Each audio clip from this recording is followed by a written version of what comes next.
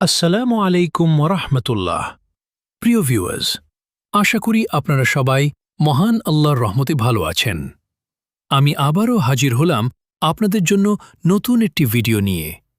আশা করি আজকের ভিডিওটি আপনাদের অনেক উপকারে আসবে এবং ভালো লাগবে ইনশাআল্লাহ। ভিডিওটি যদি আপনাদের ভালো লাগে তাহলে অবশ্যই আমার চ্যানেলটি সাবস্ক্রাইব করবেন, ভিডিওটি লাইক ও শেয়ার করবেন এবং আপনাদের মূল্যবান মতামত কমেন্ট করে জানাবেন। আপনাদের একটি সাবস্ক্রাইব ও সুন্দর মন্তব্য আমাকে নতুন নতুন ভিডিও তৈরি করতে উৎসাহ দেয়। তো কথা আর না বাড়িয়ে চলুন শুরু করা যাক আজকের ভিডিও। লেক্ট্রোমডার্স সফটওয়্যারের প্যারামিটার্স মেনু 11 মূলত আপনার কাজের ধরন, প্রিসিশন এবং ড্রাফটিংয়ের নিয়মাবলী সেট করার জন্য ব্যবহৃত হয়। আপনার দেওয়া স্ক্রিনশট অনুযায়ী এখানে গুরুত্বপূর্ণ 11টি অপশন বা টুলস রয়েছে।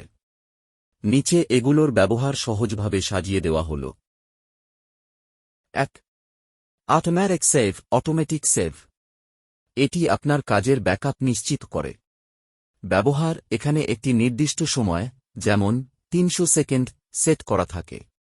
কাজ করার সময় কারেন্ট চলে গেলে বা পিসি হ্যাং করলে সফটওয়্যার নিজে থেকেই নির্দিষ্ট সময় পর পর আপনার ফাইল সেভ করে রাখবে। 2. Click precision. মাউস ক্লিকের সংবেদনশীলতা নিয়ন্ত্রণ করে।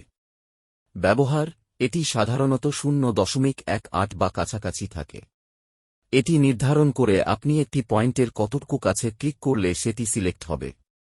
এটি বেশি থাকলে সিলেক্ট করা কঠিন হতে পারে। 3. Wax control. এটি সাধারণত প্যাটার্ন লক বা রেস্ট্রিকশন কন্ট্রোল করার জন্য ব্যবহৃত হয়। এটি অন থাকলে আপনি প্যাটার্নের সংরক্ষিত বা লক করা অংশগুলোতে কোনো পরিবর্তন আনতে পারবেন না। 4. অ্যাসোসিয়েট পরম অ্যাসোসিয়েটিভ প্যারামিটার কে। এটি লেকচার অন্যতম শক্তিশালী একটি ফিচার। ব্যবহার যখন আপনি একটি লাইন পরিবর্তন করেন, তখন তার সাথে যুক্ত অন্য লাইনগুলো অটোমেটিক আপডেট হবে কিনা তা এটি নির্ধারণ করে। এর শর্টকাট কি হল কে। 5. অ্যাকটিভ অ্যাসোসিয়েট পরম অ্যাকচুয়ালাইজ অ্যাসোসিয়েটিভ প্যারামিটার। ব্যবহার আপনি যদি প্যাটার্নে বড় কোনো পরিবর্তন করেন এবং সেটি সাথে সাথে কার্যকর না হয়, তবে এই টুলটি ব্যবহার করে বা কিবোর্ড থেকে প্রেস করে পুরো প্যাটার্নটিকে রিফ্রেশ বা আপডেট করতে হয়। 6. অ্যাসাক পরম ক্লাস অ্যাসোসিয়েট প্যারামিটার ক্লোজিং। ব্যবহার এটি মূলত অ্যাসোসিয়েটিভ প্যারামিটার মুডটি বন্ধ করার জন্য ব্যবহৃত হয়। এর শর্টকাট কি হল শিফট। 7. প্লটার।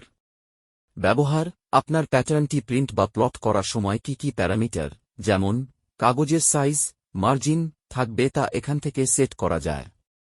ইউনিট বা পরিমাপের টুলস ইউনিটস। নিচের 4টি টুলস আপনার ডিজাইনের পরিমাপের একক ঠিক করে দেয়। 8.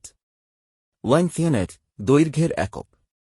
ব্যবহার আপনি প্যাটার্নটি ইঞ্চি, ইঞ্চ নাকি সেন্টিমিটারে সিম করবেন তা এখান থেকে নির্বাচন করুন। 9. অ্যাঙ্গেল ইউনিট কোণের একক। ব্যবহার প্যাটার্নের বিভিন্ন কোণ বা ডিগ্রি মাপার জন্য একক নির্ধারণ করে, যেমন ডিগ্রি বা গ্রেড। 10. আরিয়া ইউনিট ক্ষেত্রফলের একক। ব্যবহার একটি প্যাটার্ন বা ফেব্রিকের মার্কার এরিয়া কতটুকু তা দেখার জন্য এই একক ব্যবহার করা হয়, যেমন 2/2। 11. Scale unit. ব্যবহার প্যাটার্ন গ্রেডিং বা প্রিন্ট করার সময় স্কেলিং রেশিও ঠিক করার জন্য এটি ব্যবহৃত হয়। প্রো টিপ কাজ শুরু করার আগে সবসময় লেংথ ইউনিট চেক করে নেবেন যে সেটি ইঞ্চিতে আছে নাকি সেন্টিমিটারে, না হলে পুরো মেজারমেন্ট ভুল হওয়ার সম্ভাবনা থাকে। আপনার কি এই টুলগুলোর শর্টকাট কিবোর্ড কমান্ডগুলো প্রয়োজন? আজ এই পর্যন্তই। আবার দেখা হবে নতুন একটি ভিডিও নিয়ে। সাথে থাকুন। ধন্যবাদ সবাইকে। YouTube video ending suggestion. ভিডিওটি ভালো লাগলে অবশ্যই লাইক, কমেন্ট এবং শেয়ার করবেন। আর লেকট্রা মোদারিসের আরও অ্যাডভান্স টিউটোরিয়াল পেতে চ্যানেলটি সাবস্ক্রাইব করে পাশে থাকা বেল আইকনটি অন করে রাখুন।